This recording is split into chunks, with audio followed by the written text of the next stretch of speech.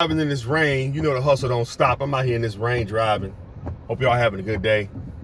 Good thumbs. I'm out here in Orange County. I like driving over in Orange County. As much as I like Orange County. I actually like Orange County better than I like Los Angeles. I like Orange County, man. I like Orange County, but let me tell you something about Orange County. I like it better than Los Angeles, to be honest with you. It's just a lot more peaceful. The people are a little bit more laid back. You know what I'm saying? It's not as congested. LA is very congested. It's starting to be very uncomfortable to even go out, to even go and do stuff because it's just a line or parking. That shit become frustrating. Like, damn, you want to go somewhere, hang out, but then you got to find parking. Then if there is no parking, you got to pay $50 to park your damn car because they know there ain't no parking, so they're going to go up on the damn money. Then when you get there, you got to worry about a homeless person. You know, I got the car to go pick up some food. As soon as I haven't even got the car yet. I'm like, damn, let me get out the damn car. Damn. Y'all just fucking begging before I can get out the damn car. But that's one part of the nuisance. But one thing I will say about Orange County though, Orange County, they white people out here in Orange County. If they don't care for black people out here in Orange County, they're going to give you some type of sign that they don't mess with black folks. Whether they got an American flag hanging out the window of their house or, white people out here that don't deal with black people are very standoffish in Orange County. In Orange County, the ones that are cool, they'll engage with you. But the ones that don't want to deal with no black people, like I remember one time I was driving and I picked up this one white dude. I was doing Uber and I picked up this one white dude. And you can tell he was a hedge fund guy. And that's another thing too. I noticed that the super uber rich white people are usually racist. I'm gonna keep it a buck because they don't have to deal because pretty much they're uber rich. They pretty much their whole lifestyle has been kind of like compartmentalized and been like, how can I put it? Very gated. So they make sure that the only black people that they probably have ever seen has been ones that work for them, whether it be like their butler, their driver, or like their landscaper, which is probably usually Latino. But out here, I will say the white people out here, they don't want to engage. Hello.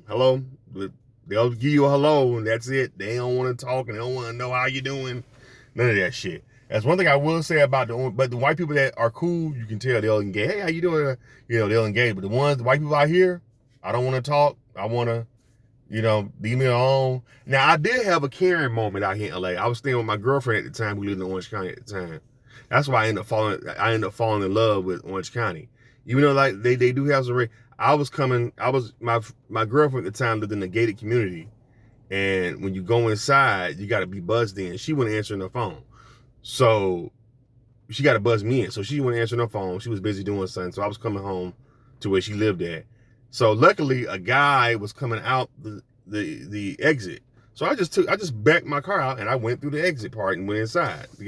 So this white lady walking her dog, a freaking Karen, she gonna say, you can't do that. No, don't do that again. Do you live here? Yeah, I live here. And she said, well, let me see. I said, no, bitch, I ain't saying that. She said, but don't do that again. I said, kiss my ass, lady. You don't do that again. I pulled off. I don't know. That was corny what I said, but I'm like, who the fuck are you? I saw her again. She gave me like a mean mug, like she wanted to kill me. White people do not like when you talk back to them. Like they really be on some, like we're children to them. It's the weirdest shit. But even when I told her to kiss my ass, she was like, how dare you tell that to me? Like I'm a white woman. You're not supposed to. It was the look she gave, like, how dare you? I'm a white woman.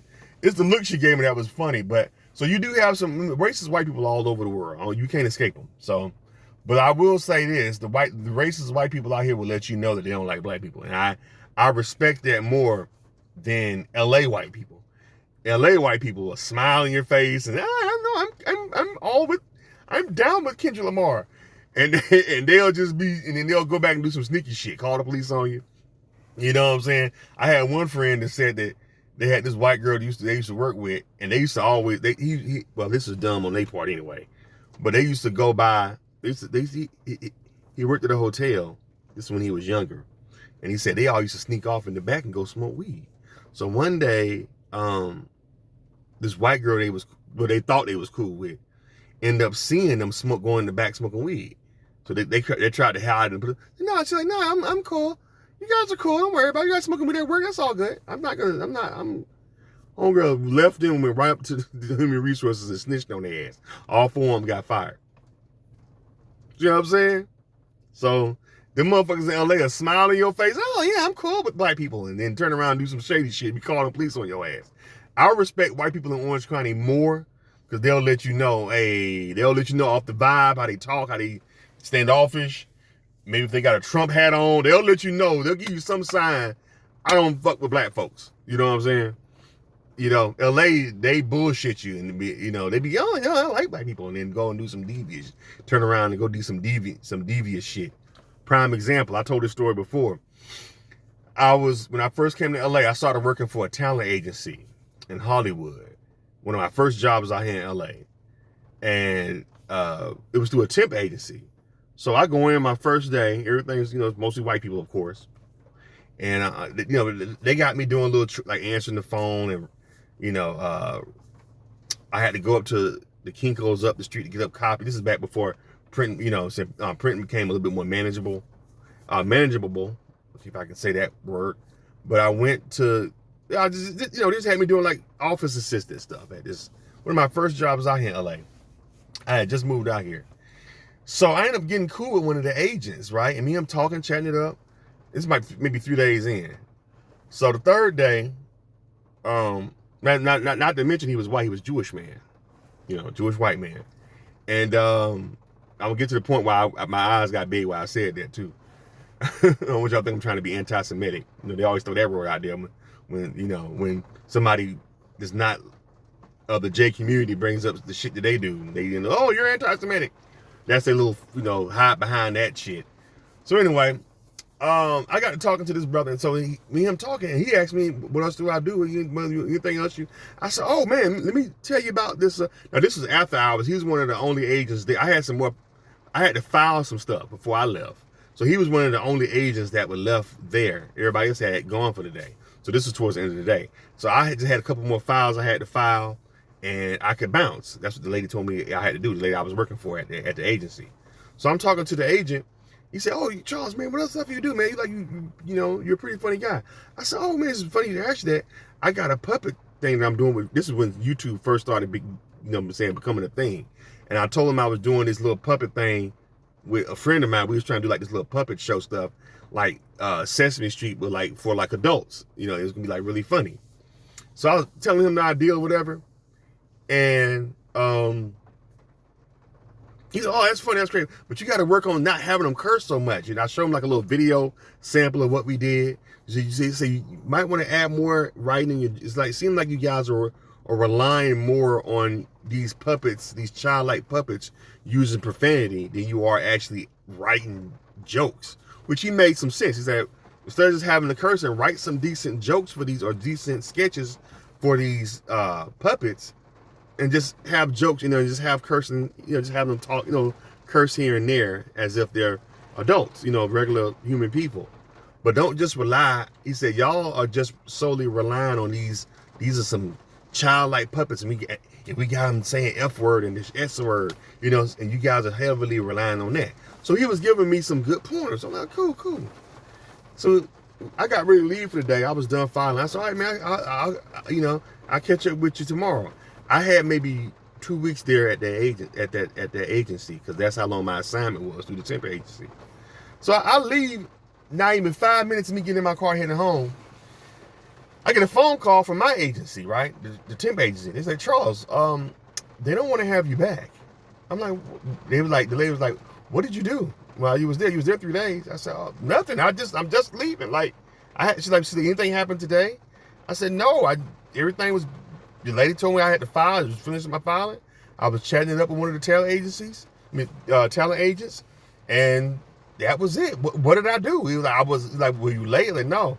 And I said, well, one thing that they did say, and I literally had just left. They said that one of the agents found it a little bit uncomfortable that you were pitching a show to him. This was the white man asked me what I do. He said that I was trying to pitch him a show.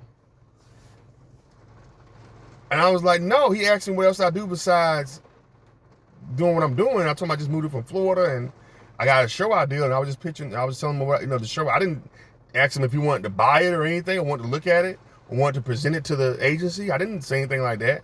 I just was telling him. He asked me what I do. I told him what I, me and my friend are working on some shows we're trying to pitch. And I told him the idea, and that was it.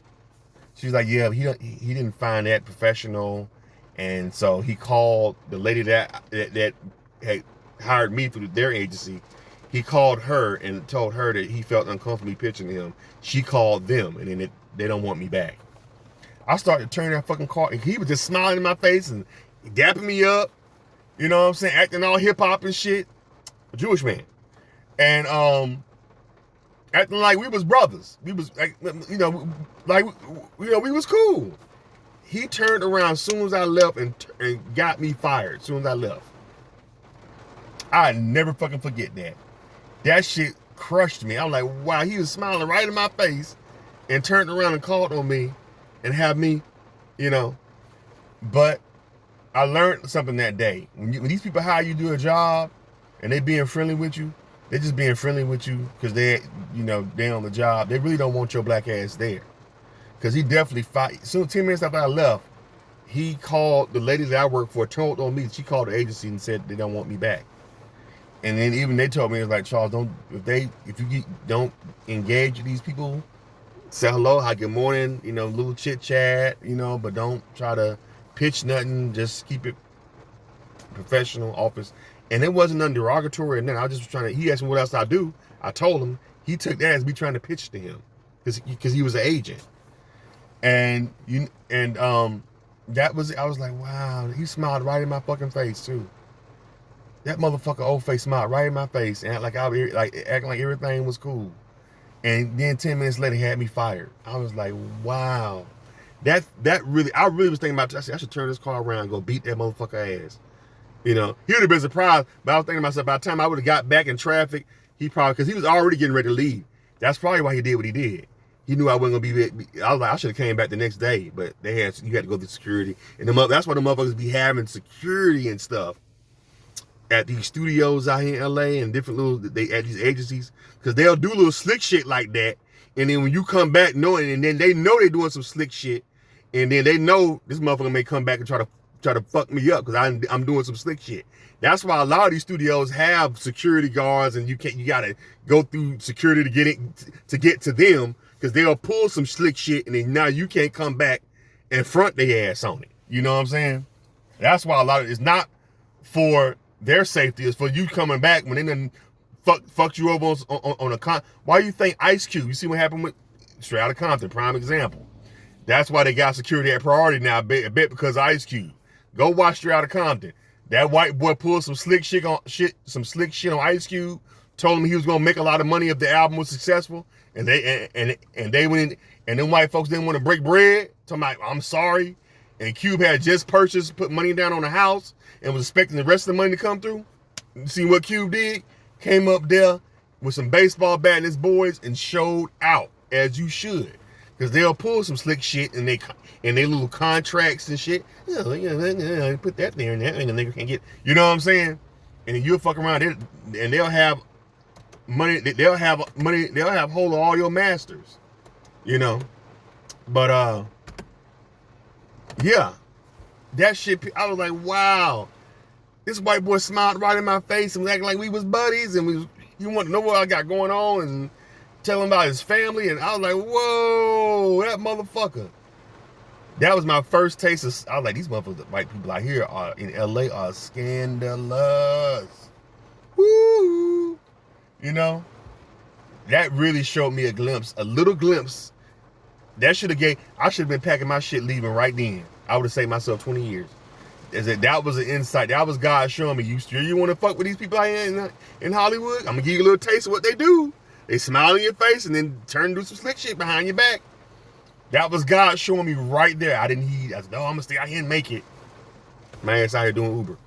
Anyway, y'all, leave your comments and subscribe to the channel. Talk to y'all later.